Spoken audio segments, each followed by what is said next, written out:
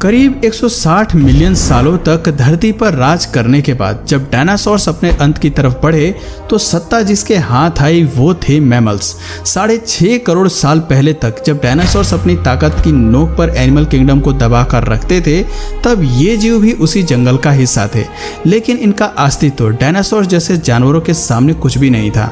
उन्हें ताकत में जीत पाना भले ही इनके लिए असंभव था, लेकिन आने वाला भविष्य इनके नाम लिखा जा चुका था। दोस्तों 6 करोड़ साल पहले एस्टेरॉयड की तबाही डायनासोर्स की मौत अपने साथ लेकर आया। इसके पहले वीडियो में हमने जाना था कि कैसे डायनासोर्स धरती पर पनपना शुरू हुए। उन्होंने अपना साम्राज्य फैलाया और एस्टेरॉयड के धरती से टकराते ही उन्होंने अपना सब कुछ खो दिया। कुछ प्रजातियों ने मिनटों में ही अपना दम तोड़ दिया, जबकि बाकी बची 10% आबादी धीरे धीरे विलुप्त हो गई। अब चलिए शुरू करते हैं आगे के सफर को और जानते हैं कि 10% आबादी को किस दौर से गुजरना पड़ा और इंसान कैसे जन्मा।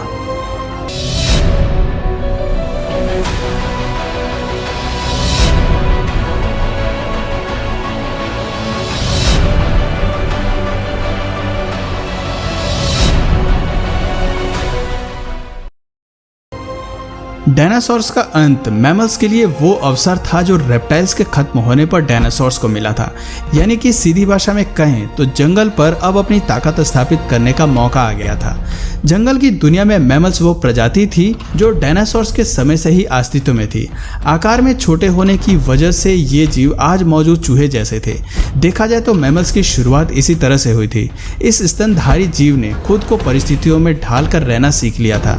फिर जब एस्टेरॉयड के टकराने से महाविनाश का सिलसिला शुरू हुआ तो इन्होंने भी अपने कई साथियों को खोया, लेकिन ये अपनी स्पीशीज को बचाने में सफल रहे। इस महाविनाश के कारण पैदा हुई गर्मी से बचने के लिए मैमल्स ने जमीन के नीचे रहना शुरू कर दिया। चूहों को साइज में छोटा होने का फायदा मिला, जबकि डायनासोर्स का आकार ही उनका सबसे बड़ा दुश्मन बन गया। जमीन के नीचे रहते हुए मैमल्स को गर्मी से राहत मिली और भोजन के रूप में उन्होंने हर तरह के कीड़ों और जीवों को अपना शिकार बनाया। वहीं बात करें ऊपरी सतह की तो वहां हो रहे वातावरणीय बदलाव मौजूद जानवरों को तिल तिल कर मार रही थी।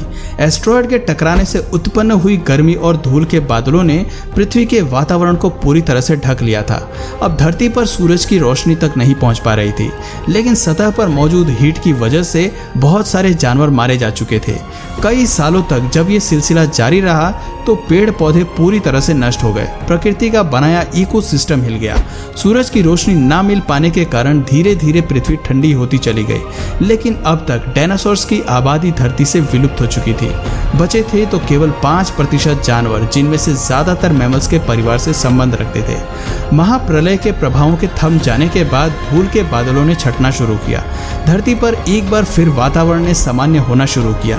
पृथ्वी पर इकोसिस्टम फिर से अपने पुराने फेज में आने लगा। इस दौर में मैमल्स की प्रजाति केवल 5% तक सीमित थी, लेकिन एडेप्टिव रेडिएशन के चलते ये मैमल्स इवॉल्व होना शुरू हो गए और इनमें से कई नई प्रजातियों ने जन्म लेना शुरू किया।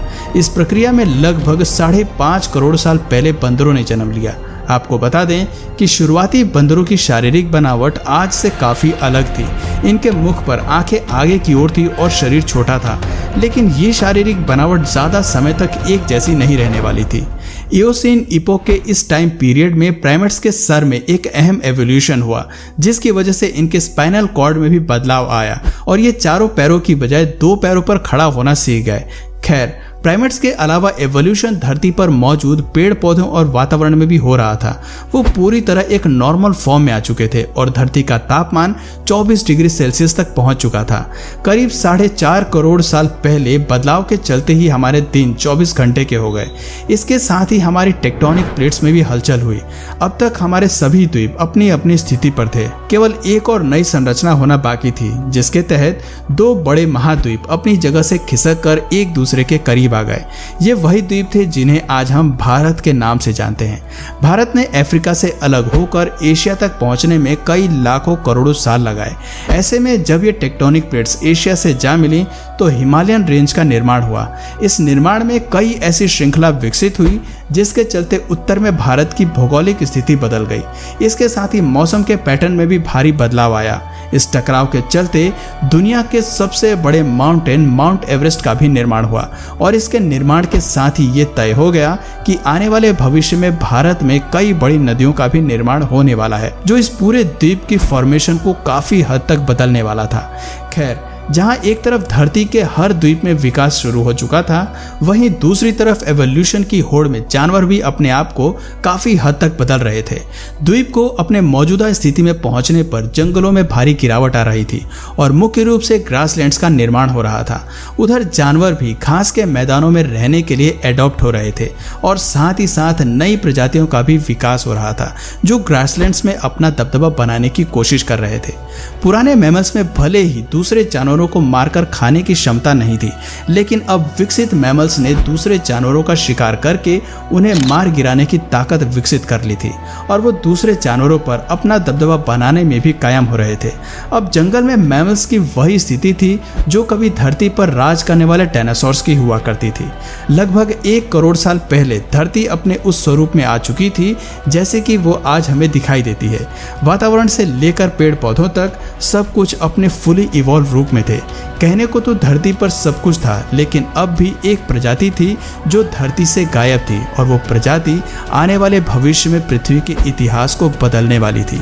जी हाँ, ये प्रजाति थी इंसानों की। लगभग 40 साल पहले पृथ्वी पर फिर एक बड़ी हलचल हुई और अफ्रीका द्वीप के पूर्वी इलाकों में एक नई माउंटेन रेंज पनपी, जिसे आगे चलकर ईस्ट अफ्रीकन रिफ्ट के नाम से जाना गया। इस पर्वत श्रृंखला के निर्माण से केवल भौगोलिक स्थिति में बदलाव नहीं आया, बल्कि मौसमी हवा भी बदल गई। वहां मौजूद जंगल में हवा का प्रवाह कम हो गया, जिससे मौसमी हवा वहां नहीं पहुंच पाई और नमी की कमी से जंगलों ने सूखना शुरू कर दिया।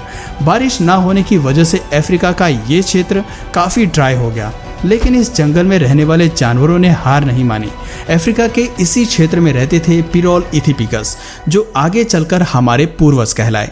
पेड़ पर रहने वाले ये बंदर एक टहनी से दूसरे पर जाने के लिए अपने आगे के हाथों का सहारा लेते थे और कभी कभी पेड़ों पर 2 पैरों पर भी खड़े हो जाते थे। हालांकि ये अभी तक जमीन पर नहीं चल पाए थे, लेकिन इनमें खड़े होने की क्षमता पहले से ही विकसित हो चुकी थी। इससे पता चलता है कि 2 पैरों पर चलना इंसानों की नहीं बल्कि एप्स की खोज थी। फर्क सिर्फ इतना था कि वो पेड़ों पर रहते थे, लेकिन जलवायु परिवर्तन के चलते जल्दी ही जमीन पर उतरने वाले थे। इनमें से कई प्रजातियां चिंपैंजी के रूप में विकसित हुईं, तो कुछ इंसान बनने के लिए विकसित हो गईं। इनकी आने वाली पीढ़ियों ने खुद को बनाने के लिए और अपने विस्तार के लिए पेड़ों से निकलकर जमीन का रुख अपनाया। आर्डिपिथिकस रेमिडीज ही वो पहले एप्स थे जो भोजन और एक नए घर की तलाश में पेड़ों से उतरकर जमीन पर आए। लाखों सालों के इस एवोल्यूशन में एप्स अफ्रीका के हर क्षेत्र में फैल गए थे, लेकिन इनके हाथ अभी भी काफी लंबे थे। पेड़ों पर इधर उधर झूलने की वजह से इनके हाथ का आकार बिल्कुल टांगों की तरह ही था। ऐसे में कई हजार साल तक विकास से गुजर जाने के बाद इनके शारीरिक ढांचे में काफी कुछ बदलाव आने लगा था। अब ये 2 पैरों पर बेहतर तरीके से चल सकते थे और ज्यादा से ज्यादा एनर्जी बचा सकते थे।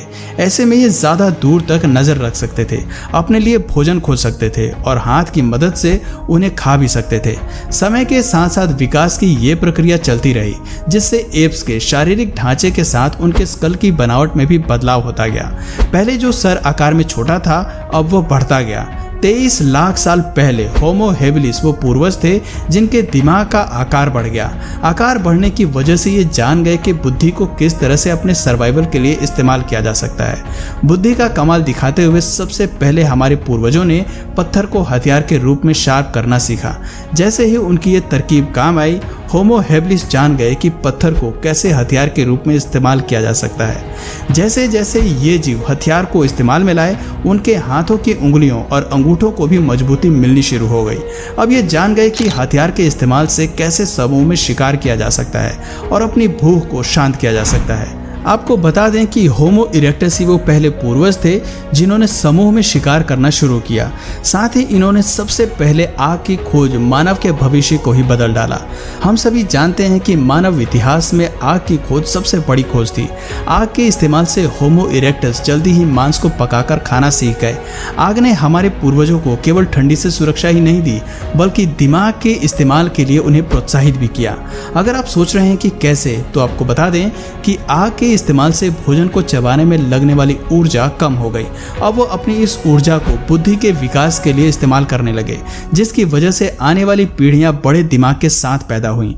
एक बड़े दिमाग के साथ लगभग 2 लाख साल पहले इंसान अपने आज के रूप में विकसित हो गए।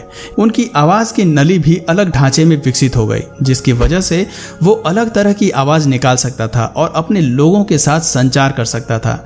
एक बार आवाज विकसित करने के बाद अब इंसान अपनी बात को दूसरों तक पहुंचाने लगा और धीरे धीरे एक सामाजिक ढांचे में रहना सीख रहा था।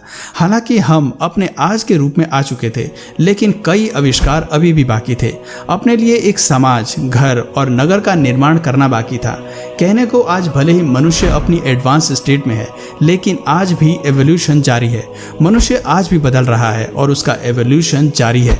पर अब इस पूरी एवोल्यूशन की प्रक्रिया को डिटेल में बताने लगा तो ये वीडियो काफ़ी लंबी हो जाएगी। अगर आप कहेंगे तो मैं इसका पार्ट 4 भी ज़रूर बना दूंगा, इसलिए आप कमेंट में अगर चाहिए तो पार्ट 4 ज़रूर मेंशन करिए। तो दोस्तों, आज की वीडियो में बस इतना ही। अगर इस वीडियो से आपको कुछ नया जानने या सीखने को मिला या फिर इंटरेस्टिंग लगा तो प्लीज़ इस वीडियो को एक लाइक करके अपने फ्रेंड्स और फैमिली में से ज़रूर शेयर करें।